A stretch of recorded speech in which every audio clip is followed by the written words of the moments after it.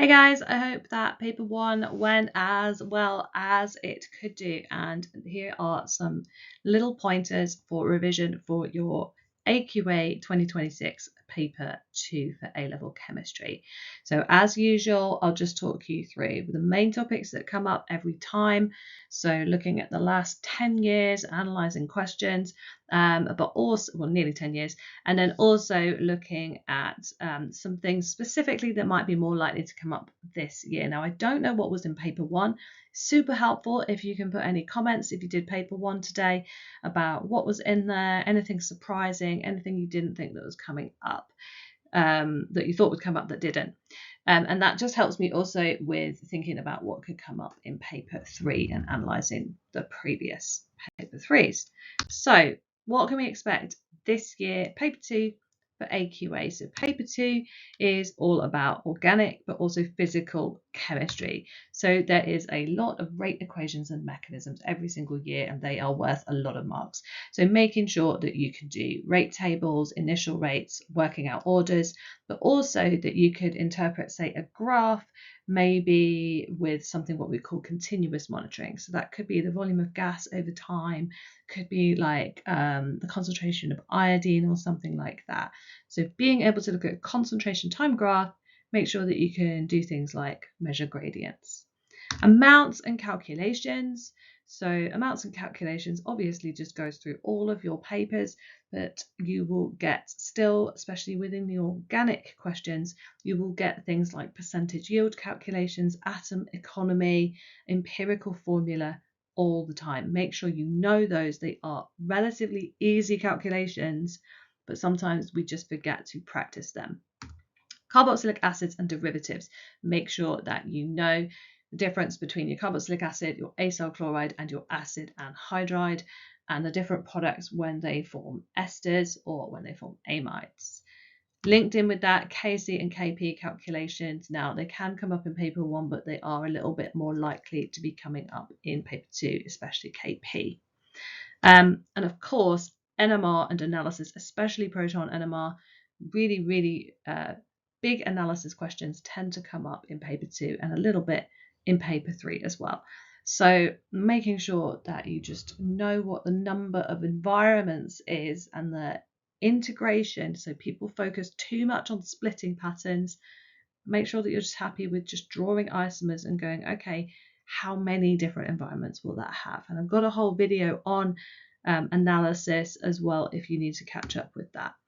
Benzene comes up every single year. There's a lot of aromatic chemistry, so make sure you know all your reactions of benzene and your mechanisms as well.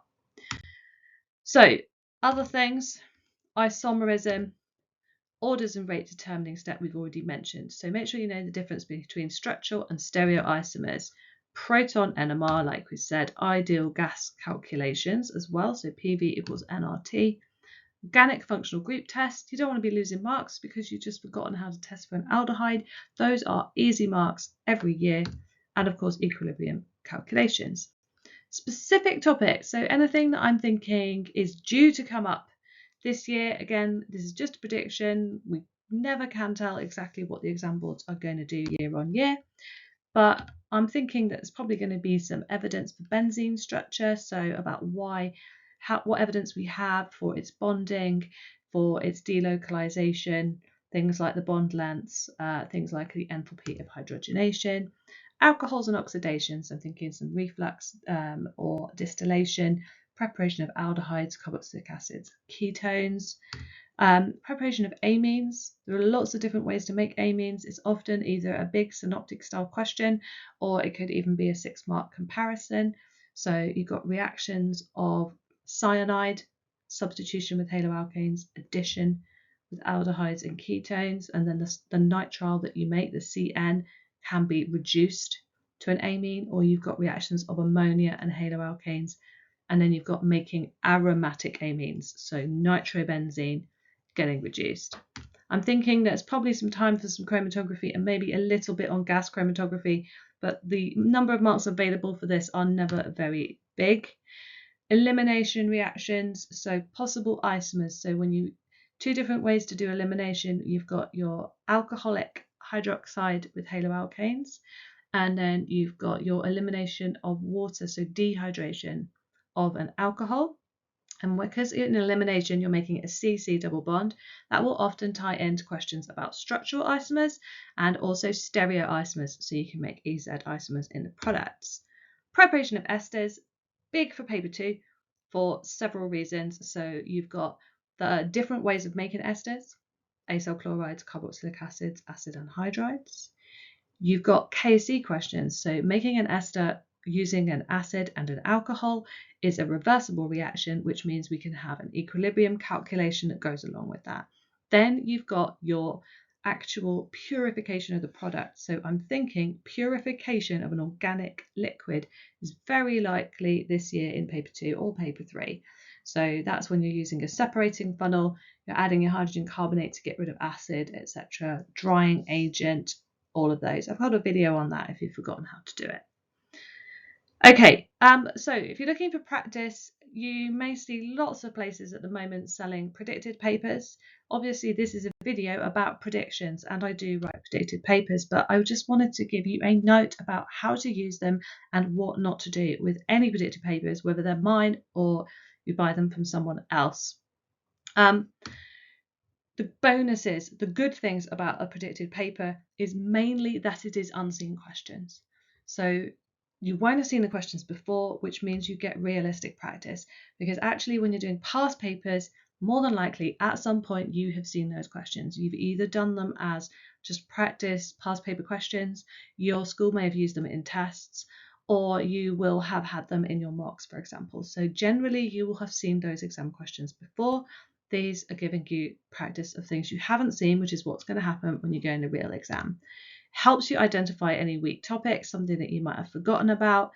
And because the real papers, obviously, they come with mark schemes, they can be harder to understand what's going on sometimes.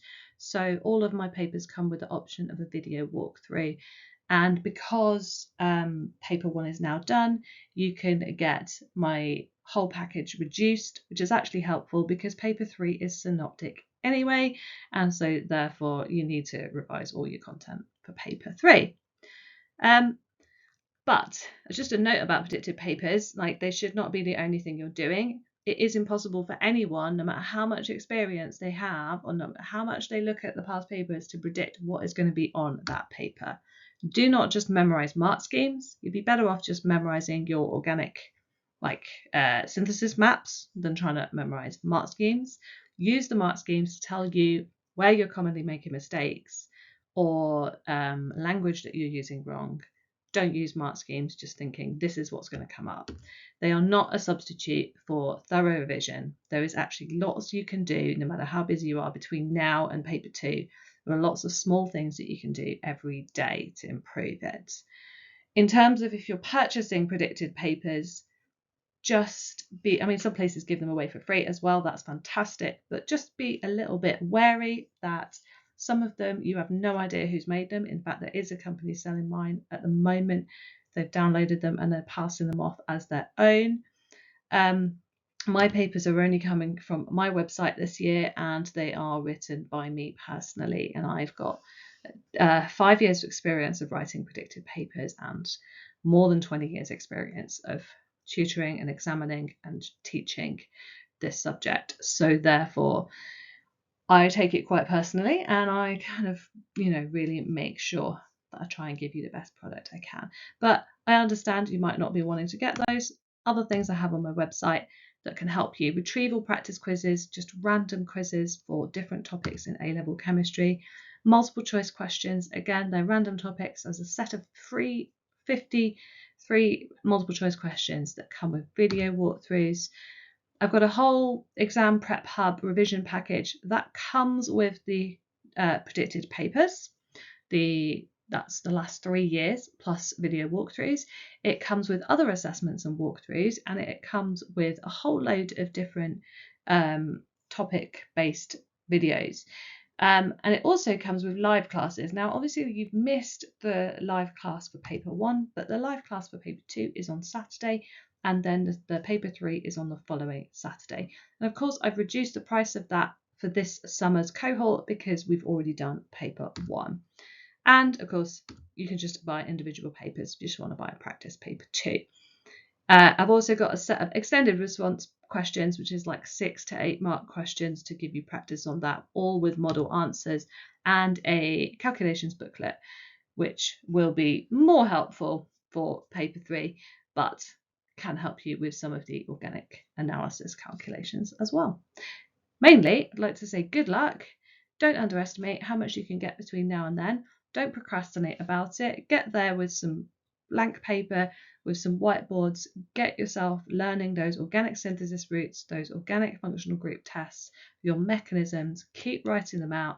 A lot can go in between now and your final exam. So best of luck.